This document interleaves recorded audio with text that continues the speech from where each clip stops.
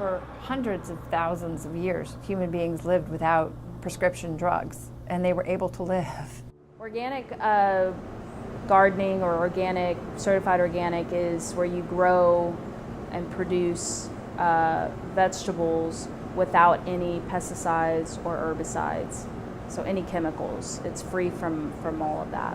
What possible harm could come from non-organic consumption? Well, there's been research done that's shown that all the chemicals are very toxic to our bodies and over time. So it's just, you can feel safe with it. You know, it's very clean food and there's nothing added to it that, you know, can be harmful to your health.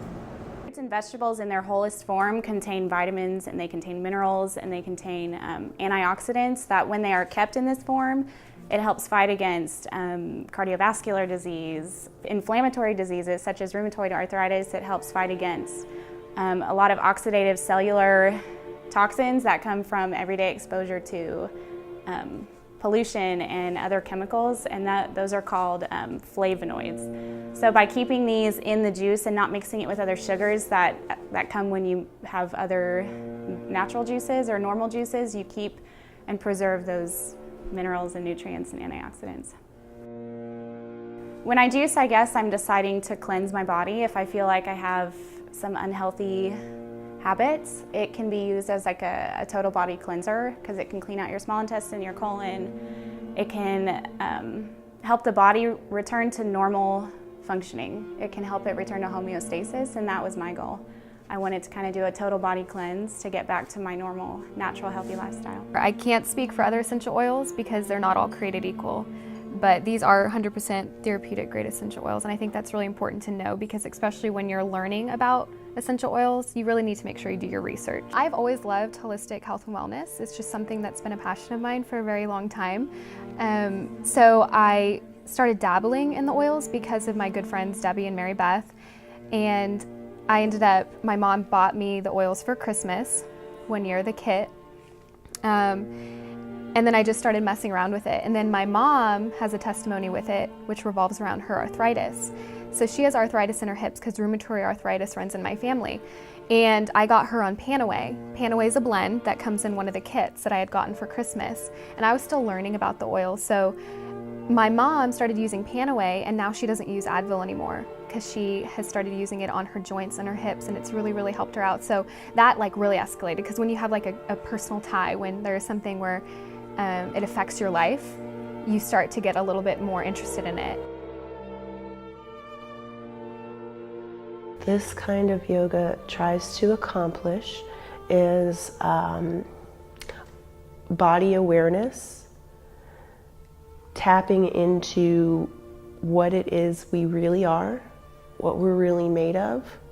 We may or may not ever find out the truth to that answer, but as you practice yoga, you come to something that seems much closer than before you started practicing yoga. What benefits could this particular stretches have on your body and health? So many health benefits depending on what you're doing. You know, things like forward bends are calming to the nervous system and they help quiet the mind. So if you are suffering from anxiety, overthinking things, you would take a series of forward bends.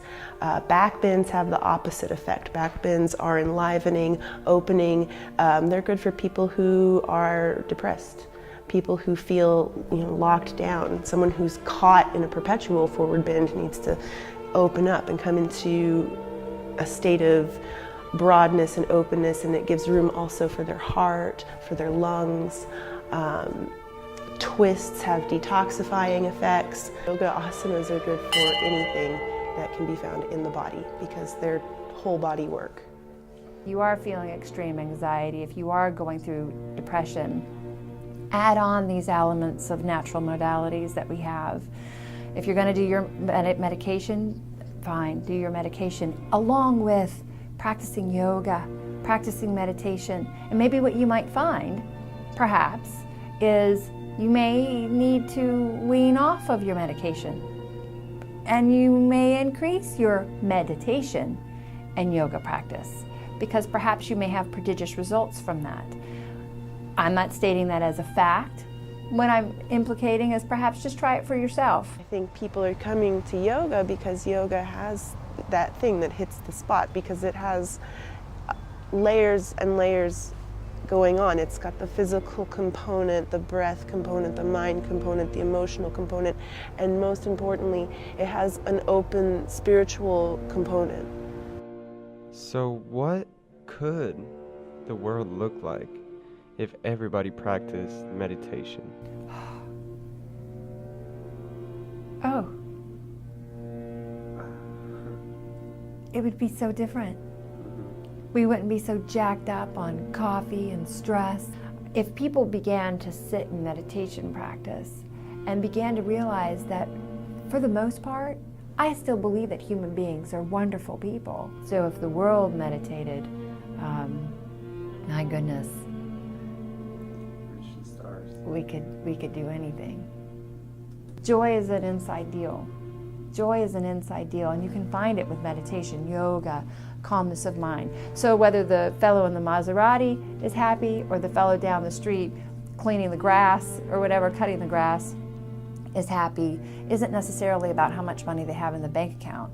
It's about how much presence they have in their soul and in their mind and in their own heart, as a person, as a human being, as a mother, as a father, as a businessman. And that isn't found by what you buy. It's found on what you do and how you handle your own mind. But it's up to you, and anyone can learn how to do that.